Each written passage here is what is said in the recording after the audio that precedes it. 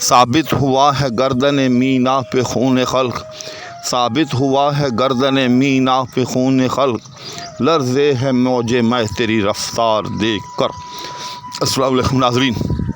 کیوں جل نہ گیا تاب رخ یار دیکھ کر، جلتا ہوں اپنی طاقت دیدار دیکھ کر۔ اس غزل کا ایک اور شعر لے کر آپ کی خدمت میں حاضر ہو رہا ہوں۔ آئیں حسب دستور سب سے پہلے اس میں موجود الفاظ کا ایک جائزہ اور اس کے بعد پھر اس کی توضیح و تشریح۔ ثابت ہونا، گردن مینا یعنی مینا کی گردن، مینا کہتے ہیں اس کو سراہی کو، اور گردن سراہی کا وہ اوپری حصہ جو کہ گردن نما ہوتا ہے، اس کے دہن یا اس کے منہ سے اس کے شکم کے درمیان وہ جو ایک باریک سا حصہ ہوتا ہے، اس کو گردن کے ساتھ تشبیہ دی ہے۔ اور واقعی اگر آپ سراہی کو دور سے دیکھیں تو ایسے ہی لگے گا کہ جیسے یہ بالکل گردن ہے۔ اس کے بعد خون خلق سے مراد یہاں مخلوق ہے، یعنی کثیر انسان یا کثیر تعداد میں لوگ۔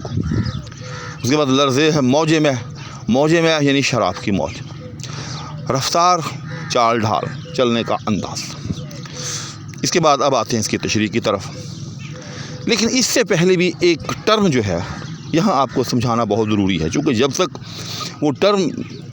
جو ہے آپ تک واضح انداز میں نہ پہنچا دی جائے اس وقت تک مزہ نہیں آئے گا۔ اردو میں ایک ٹرم ہوتی ہے تجسیم ادبیات میں، اور اسی کو انگریزی میں کہتے ہیں پرسونیفیکیشن، یعنی آپ کسی چیز کو مجسم صورت میں دیکھیں، مجسم صورت میں اس کو سمجھیں، اس کا کردار بیان کریں۔ آسان لفظوں میں ایک ایسی چیز جو کہ بے روح ہے، جو کہ ذی عقل یا ذی شعور نہیں ہے، جس طرح سے یہ زمین ہے، یہ درخت ہیں، یہ پھول ہیں، ٹھیک۔ اب ظاہر ہے ان میں اس سطح کا شعور نہیں ہے کہ جس سطح کا شعور زندہ چیزوں میں ہوتا ہے، لیکن آپ کیا کرتے ہیں کہ آپ ان چیزوں کو بھی اس طرح سے مخاطب کرتے ہیں یا ان کو ڈیل کرتے ہیں گویا کہ یہ زندہ چیزیں ہیں۔ مثال کے طور پر آپ باغ میں جاتے ہیں،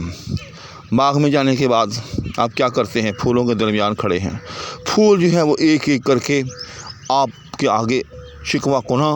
ہونا شروع کر دیتے ہیں کہ مجھے بلبل نے یوں مارا، مجھے بلبل نے یوں کہا، مجھے یوں تنگ کیا۔ میں مثال دے رہا ہوں۔ تو گویا کہ پھول جو ہے اس نے ایک پرسن کی حیثیت اختیار کر لی ہے، یعنی وہ مجسم انسان بن گیا ہے اور وہ آپ سے محو کلام ہے۔ تو بعین ہی اس شعر میں بھی موج مہ کے حوالے سے کچھ ایسی ہی کیفیت ہے، بلکہ مینا کے حوالے سے بھی ایسی ہی کیفیت ہے۔ اس اصطلاحاتی توضیح کے بعد اب شعر کی طرف آتے ہیں۔ غالب کہتا ہے کہ ثابت ہوا ہے گردن مینا پہ خون خلق، کہ یہ ایک اسٹیبلشڈ ریئلٹی ہے، یہ ایک حقیقت ہے جو کہ ثابت ہو چکی ہے۔ وہ کیا کہ لوگوں کی ایک کثیر تعداد جو ہے وہ شراب نوشی کی کثرت کی وجہ سے ہلاک ہو چکی ہے، کیونکہ یہ ایک حقیقت ہے کہ جو احباب بھی شراب نوشی کرتے ہیں، بالخصوص کثرت کے ساتھ کرتے ہیں، ان کے اعضاء جو ہے اس سے متاثر ہوتے ہیں، پھیپھڑے وغیرہ، جگر وغیرہ، اور بالآخر جو ہے وہ موت کا شکار ہو جاتے ہیں۔ گویا کہ خلق خدا میں سے ایک کثیر تعداد کی موت جو ہے وہ گردن مینا پر ثابت ہو چکی ہے۔ اب دیکھیں کہ اس میں بڑی خوبصورتی پائی جاتی ہے، بڑی لطافت ہے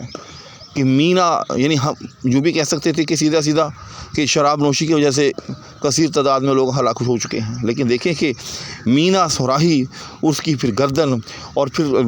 جو قاتل ہوتا ہے کہا جاتا ہے کہ فلاں کا خون جو ہے وہ اس کی گردن پر ہے۔ تو اس طرح سے مینا کی وہ جو ایک ظاہری گردن نما کیفیت ہے، اس کے ذمے جو ہے اس طرح سے قتل لگانا لوگوں کا، تو اس میں بڑی شعری لطافتیں ہیں۔ بہر کیف غالب کہتا ہے کہ ایک کثیر تعداد کا خلق خدا کا خون جو ہے وہ شراب نوشی یا مینا پر ثابت ہو چکا ہے کہ شراب نوشی کی کثرت کی وجہ سے بہت سے لوگ ہلاک ہو چکے ہیں، یا دوسرے لفظوں میں شراب نے بہت سارے لوگوں کو ہلاک کر دیا ہے۔ لیکن اب دوسرے مصرے کی طرف آئے، لرزے ہے موج میں تیری رفتار دیکھ کر، لیکن وہی شراب جب اے میرے محبوب و معشوق جب تجھے مستانہ وار چلتا ہوا دیکھتی ہے تو لرز اٹھتی ہے اس خیال سے کہ کہیں یہ مجھے ہلاک نہ کرتے، میں ہلاک نہ ہو جاؤں۔ اب دیکھیں کہ جیسے میں نے شروع میں کہا کہ تجسیم کہ موج میں، حالانکہ شراب کی موج ہے، وہ ذی عقل یا ذی شعور میں اس کا شمار نہیں کیا جا سکتا، لیکن دیکھیں غالب نے اس کو سراپا جو ہے ایک ذی روح اور ذی عقل کی جو ہے سطح عطا کر دی ہے، اور پھر اس کو احساسات سے لبریز کر دیا ہے، حتیٰ کہ وہ موج میں جب ایک حسین کو مستانہ وار چلتا ہوا دیکھتی ہے تو وہ موج میں لرز اٹھتی ہے کہ کہیں یہ مجھے ہلاک نہ کر دے۔ ٹھیک، تو شعر جو ہے یہ دو مصروں پر منحصر، اور دونوں مصروں میں پہلی بات پر دوسری بات کا انحصار، یعنی پہلے مصرے میں یہ کہا گیا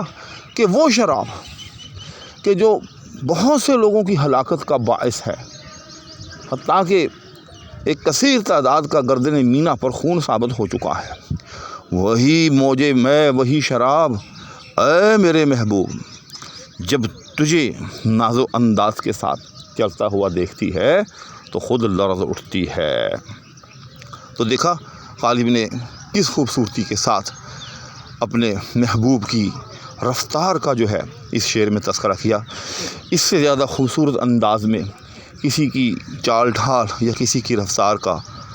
تذکرہ یا اس کی تعریف اور توصیف کرنا بہت مشکل ہے۔ آج تک دیکھا نہیں کہیں کہ اس طرح سے اپنے محبوب کی رفتار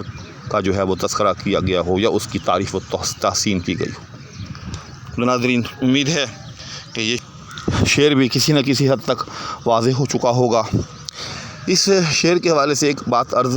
کہ مختلف شارحین نے اس کی تشریح اپنے اپنے انداز میں کی ہے، تو میں بھی ایک چھوٹا سا نمونہ سا شارح ضرور ہوں، تو میں نے بھی اپنے انداز میں کرنے کی کوشش کی ہے۔ اب اس میں کہاں تک کامیاب ہوا ہوں میں انتظار کروں گا کمنٹس میں اس حوالے سے آپ کی رائے کا، اس وعدے کے ساتھ کہ اس غزل کا اگلا شعر لے کر پھر آپ کی خدمت میں حاضری ہوگی۔ اس وقت تک دعاؤں کی درخواست کے ہمراہ آپ سے اجازت کا طالب۔ اللہ حافظ۔